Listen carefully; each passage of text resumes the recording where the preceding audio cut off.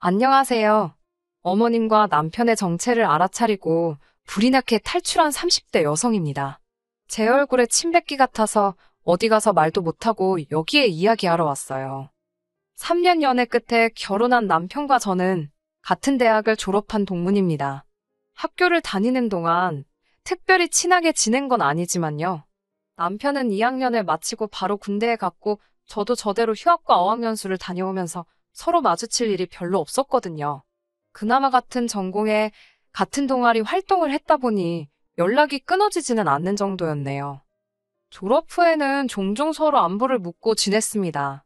하지만 아무래도 딱히 이야깃거리가 없다 보니 대화라고 부를 수준은 못 되었네요. 그러다 남편이 제가 다니는 회사 근처로 이직을 해오면서 갑자기 연락의 빈도수가 잦아졌습니다. 주로 맛집에 대한 이야기였지만요. 그러다 언젠가 남편이 기가 막힌 맥주집을 발견했다며 자기가 살 테니 나오라고 하더라고요. 사실 맥주는 핑계 같았지만 저도 남편이 어떻게 변했을지 궁금하기도 했고 왠지 설레던걸요. 그리고 그날을 계기로 저희는 빠르게 가까워졌습니다. 얼마 지나지 않아 결혼을 전제로 사귀는 사이가 되었고 1년의 교제 끝에 결혼까지 하게 되었으니까요. 정말이지 사람 일이란 건 예상할 수가 없는 것 같네요.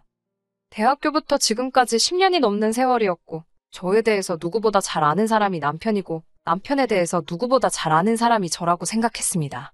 그렇기에 저와 남편이 만들어갈 결혼 생활에 누구보다 자신이 있었습니다.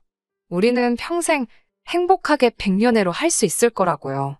하지만 결혼 생활이라는 건 둘만 가지고는 되는 일이 아니더라고요. 돌이켜 생각해보면 그 시작은 어머님이셨습니다. 저희 어머님은 직접 만나보시면 아시겠지만 보기엔 지극히 평범하신 분입니다. 어차피 제가 왜 이혼하게 되었는지 말씀드리려면 저희 시부모님에 대해서도 이야기를 해야 하니까 아예 시부모님과 시댁에 대해 먼저 말씀을 드릴게요. 남편이 말하기론 아버님께서는 평생 한 직장만 다니시다가 몇 년 전 퇴직을 하셨다고 했습니다. 다니시던 회사가 중견기업까진 아니어도 제법 큰 중소기업이었기에 처우가 나쁘지는 않았다고 해요. 하지만 세 자녀를 키우기엔 넉넉지는 않으셨고 그래서 남편이 학교를 다니던 시기에는 어머님께서 학습지 방문교사 일을 하셨다고 하더라고요.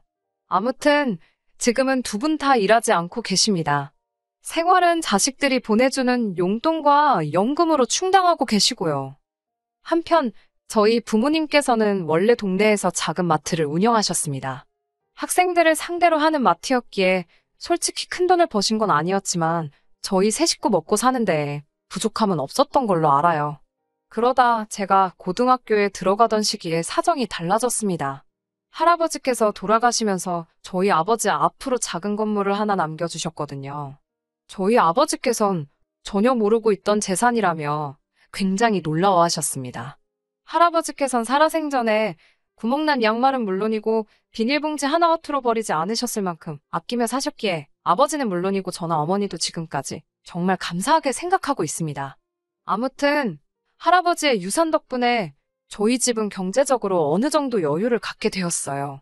이후로 아버지께선 운영하시던 마트를 접으셨고 현재는 건물 관리 일을 하고 계십니다. 건물에서 나오는 세가 많지는 않지만 그래도 어머니와 아버지 두 분이서 쓸 건 쓰고 아낄 건 아끼며 사시기에 충분하다고 들었어요. 솔직히 제 재산이 아니다 보니 크게 관심을 두지 않아서 구체적인 내용은 저도 잘 모르겠네요. 이와 같이 남편과 제가 처한 상황이 조금 다르기는 했지만 그렇다고 해서 제가 남편보다 낫다, 남편이 저보다 부족하다 그런 생각은 하지 않았습니다. 말 그대로 시부모님 재산이고 친정부모님 재산이지 저희가 왈가왈부할 문제가 아니라고 여겼지요. 그저 저희 앞가림이나 잘하고 살자는 생각뿐이었지요. 돌이켜보면 상견례 자리에서부터 어머님이 보여주신 행동들은 상식적으로 이해가 되지 않았습니다. 시부모님이 생각보다 일찍 도착하셔서 먼저 룸에 들어가 계셨고 저희 부모님도 늦지 않게 도착을 하셨는데요. 저희 어머니가 룸에 딱 들어서자 여자분들은 아실 거예요. 뭐라고 해야 하나 사람을 위아래로 훑어보는 그 눈빛 있잖아요. 본능적으로 그럴 수도 있지요. 물론. 그런데 그게 아니라 정말 저희 어머니가 뭘 입고 뭘 걸쳤는지 꼼꼼히 확인하듯이 바라보시더니 그 가방이 참 예쁘다며 얼마 주고 샀냐고 물어보시는 거예요. 정말 안녕하세요. 다음에 나온 말이 가방 이야기였어요. 순간 저나 남편은 물론이고 어머님을 제외한 모두가 당황하고 말았지요. 저희 어머니께서 이걸 대답을 해야 하나 말아야 하나 싶으셨는지 이러지도 저러지도 못하고 어정쩡하게 웃고만 계셨기에 제가 너스레를 떨며 저희 아버지가 선물로 사주신 거라 어머니는 잘 모르실 거라고 대답했습니다. 어머님께서는 친정어머니의 가방에서 눈을 떼지 못하셨고 예단과 혼수 등의 이야기가 나왔을 땐 당신은 따로 바라는 건 없고 빼기는 하나 받았으면 좋겠다 하시더라고요. 속이 훤히 보이는 그 말씀에 황당하기도 하고 어이가 없기도 했지만 하지만 곧이어 집 이야기가 나오자 어머님께선 다 큰 자식들이 결혼하는데 부모가 해줄 게 뭐가 있겠냐입니다. 그러면서 당신은 3천만 원이 최대라고 하시더군요. 당시 남편이 모아둔 돈은 4천이었습니다. 아무리 제가 시댁 재산에 관심이 없다고 해도 그래도 3천만 원은 좀 야속하다 느껴졌어요. 저희 친정부모님께선 1억 정도를 생각하고 계셨고 저도 모아둔 돈이 6천이 있었으니 더 황당하게 느껴졌던 것도 같아요. 친정부모님께선 돈이란 게 원래 있다가도 없고 없다가도 있는 거니 크게 개의치 말라 하셨습니다. 그래도 사윗감 하나는 마음에 든다며 그대로 결혼을 진행하라고요. 몇몇 친한 친구들이 기우는 결혼은 하는 게 아니라면서 저를 말렸지만 사람 마음이 그렇게 쉽게 단념이 되나요? 저 역시 친정부모님과 마찬가지로 돈 때문에 좋은 사람을 놓칠 수는 없다고 생각했네요. 그렇게 저희는 양가 어른들의 축복을 받으며 부부의 연을 맺었습니다. 제가 전셋집을 구하고 남편이 결혼식과 신혼여행 그리고 혼수에 들어가는 비용을 부담했습니다. 혹시나 남편이 미안해할까봐 제가 나서서 괜찮다고 신경 쓰지 말라고 했어요. 하지만 어머님께서는 이런 저희의 사정을 모르시는 건지 상견례 때 이야기 한 백은 안 사줄 거냐고 물어보시더라고요. 친정어머니도 그게 마음에 걸리셨다며 기왕 약속한 거 기분 좋게 하나 사드리라고 하셨기에 저희 어머니 가방과 같은 브랜드의 제품으로 마련해드렸습니다. 그런데 어머님 반응은 제 예상과는 달리 시큰둥했어요.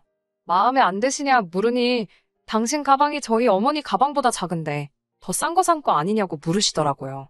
저희 어머니는 오래전에 사신 거라서 어머님께 더 비싸고 최근에 나온 신상이라고 하니 그제서야 표정이 풀리며 고맙다 하시는데 어휴 뭐라고 할까 좀 황당하고 어이가 없었지요.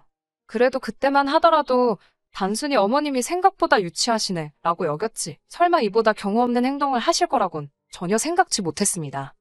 한 번은 이런 일도 있었어요. 결혼 전부터 저는 친정어머니와 매달 30만 원씩 돈을 모아서 1년에 적어도 한 번씩은 같이 여행을 다녔거든요. 남편에게도 결혼 이후에도 이것만큼은 계속할 거라고 이야기해둔 상황이었고요. 하지만 지난해에는 나라 상황도 그렇고 여러 가지로 여의치 않아 여행을 다녀오지 못했기에 올 연말에 가자는 이야기가 나왔습니다. 연말에는 여행 가는 사람이 많아 미리미리 준비를 해야겠다 생각하던 무렵에 어머님께서 연락을 해오셨습니다. 전화를 받았는데 어머님께선 한껏 날이 선 목소리로 다짜고짜 저더러 잘못한 일이 있지 않냐고 하시더군요. 하지만 아무리 쥐어짜내도 도통 떠오르는 일이 없었기에 제가 괜한 너스레를 떨며 잘 모르겠다고 이야기해달라고 부탁을 드렸지요. 그러자 어머님께선 넌 돈 좀 번다고 네 엄마만 챙기냐입니다. 당신도 좋은 데 가서 맛있는 거 먹고 놀러 다니는 거 좋아하신다고요. 그제서야 저랑 친정어머니가 여행을 가는 것 때문에 이렇게 심통이 나셨구나 싶더군요. 저는 어머님께 그럼 다음에는 같이 가자고 대신 어머님도 어머님 경비는 가져오셔야 한다고 혹시나 오해하실까 최대한 애교스럽게 말씀드렸습니다. 저희 엄마랑 저도 각자 경비를 내는 거라고도 덧붙였고요. 그러자 어머님께선 죄송하면 죄송하다고 말을 하면 되지 돈을 내라 마라 치사하고 더럽답니다. 황당했지요. 당황한 제가 통장이라도 보여드려야겠냐고 여쭤봤지만 어머님은 됐다고 저더러 정말 웃기네라 하셨어요. 돈 이야기가 나와서 말이지만 저는 따로 남편 월급에 관여하지 않았습니다. 예를 들어 남편이 생활비라고 한 달에 100만 원을 주면 저도 똑같이 100만 원을 보태서 200만 원으로 살림을 꾸렸어요. 나머지 돈은 어떻게 쓰던지 간섭하지 않았습니다. 일단 남편이 현명하게 쓸 건 쓰고 모을 건 모을 거라는 믿음이 있었고 사실 시댁이 친정보다 어려운 상황이었잖아요. 때로는 저와 상의하지 않고 시부모님을 챙겨드리고 싶을 수도 있을 거고요. 그럴 때 제 눈치라도 볼까 봐 그러지 말라고 터치를 안 했습니다. 대신 남편도 제 월급에 대해서는 이러쿵저러쿵 말을 하지 않았지요. 어디 적어둔 건 아니어도 저희 둘 사이에 어떤 규칙 같은 거라고 적어도 저는 그렇게 생각했네요. 아무튼 그날 밤 남편에게 어머님께 경비 이야기를 했더니 믿질 않으시더라고. 억울하다고 하소연을 했어요. 남편의 반응은 솔직히 뜻밖이었습니다. 전적으로 제 편을 들어줄 거란 기대는 없었지만 제 탓을 할 줄은 몰랐네요.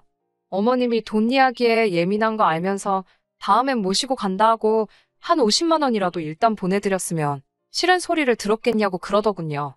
아니 모시고 갈 것도 아니고 50만 원을 드릴 생각도 없고 이유도 없었는데 왜 지키지도 못할 소리를 하라고 하는 건지 더 이야기해봤자 싸움만 나겠다 싶어서 제가 먼저 입을 다물었어요. 하지만 제가 결정적으로 남편과 이혼을 결심하게 된 건 어머님의 억지 때문이 아니라 남편이 반복적으로 보여준 실망적인 태도 때문이었습니다. 시부모님께서는 연락을 무척 중요하게 여기시는 분들이세요. 문자나 전화는 물론이고 한 달에 적어도 2번은 같이 식사를 했으면 하셨지요. 그나마 다행인 건 시댁과 친정도 그다지 멀지 않은 곳에 있었네요. 그래서 보통 시댁에 들렸다가 친정에도 들렸습니다. 시부모님과는 꼭 식사를 같이 했는데 가끔은 늦게까지 못 일어나게 하시는 날도 있어서 그럴 때면 친정부모님과는 얼굴만 보고 오고 그랬어요. 사실 시댁부터 들리게 된 것도 어머님의 억지 때문입니다.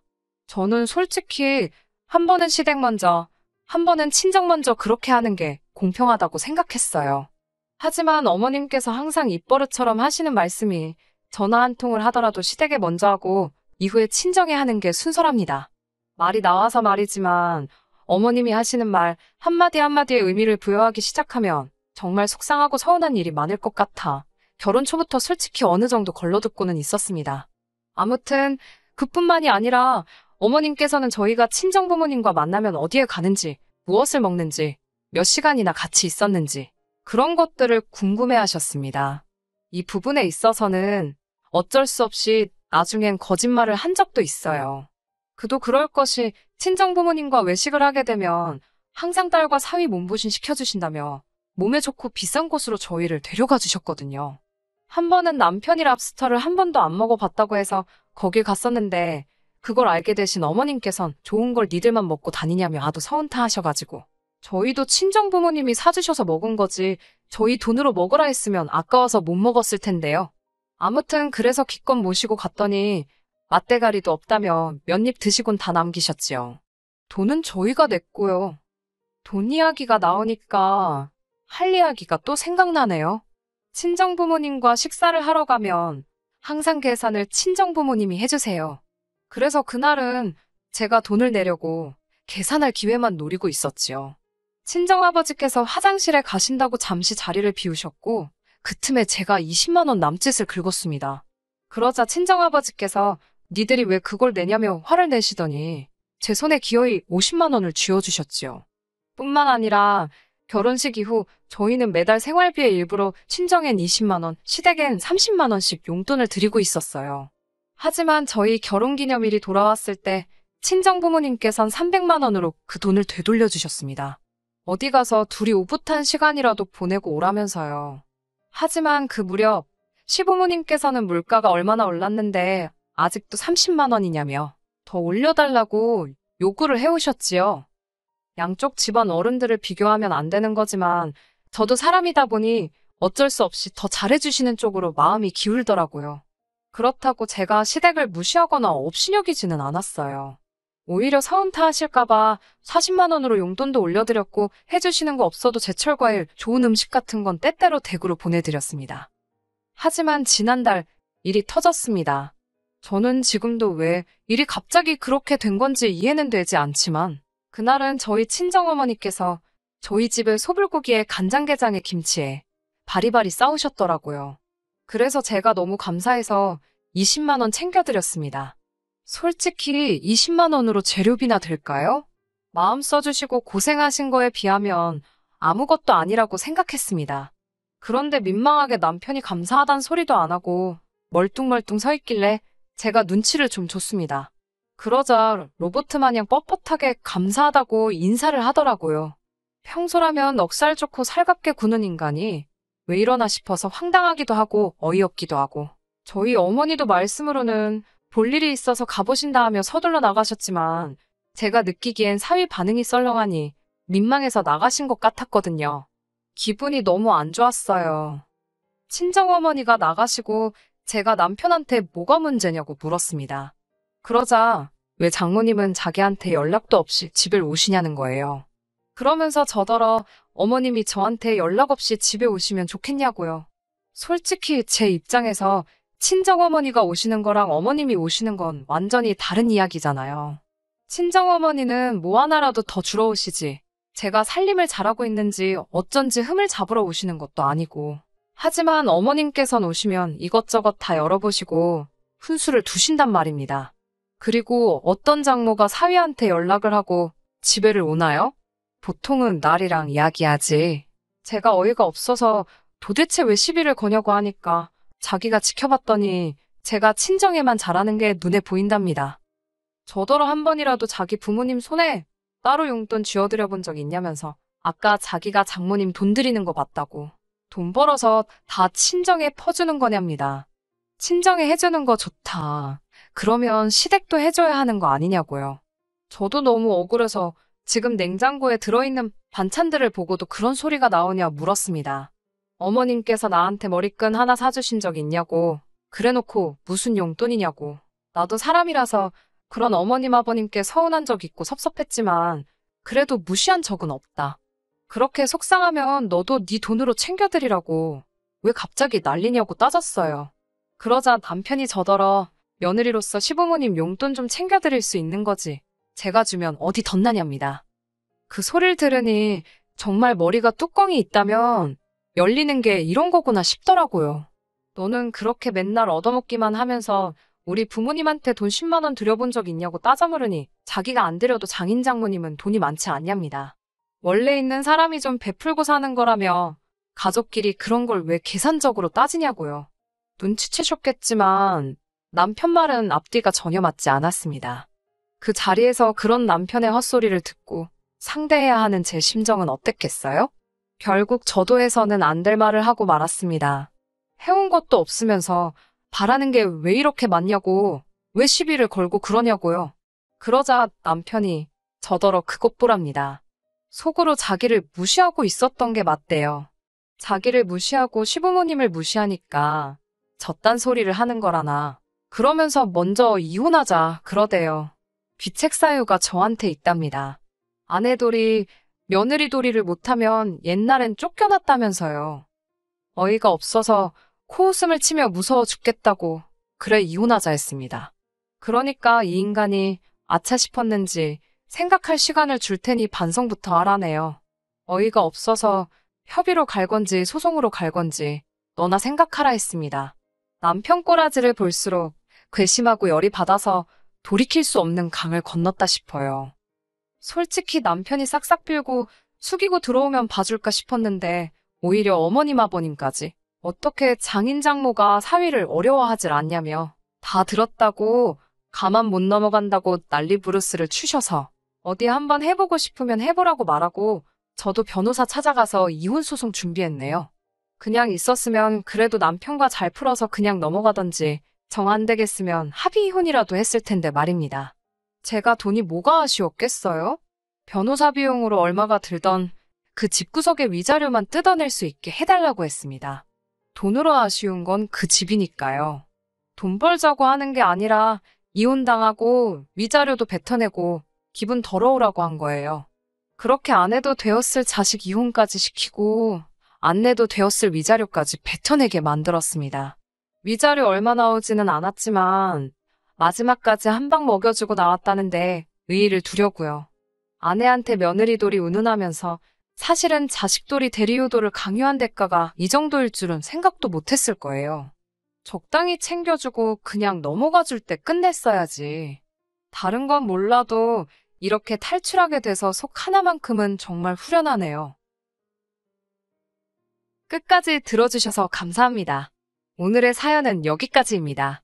구독과 좋아요, 알람 설정 부탁드리고 더 좋은 사연으로 다시 찾아뵙겠습니다. 감사합니다.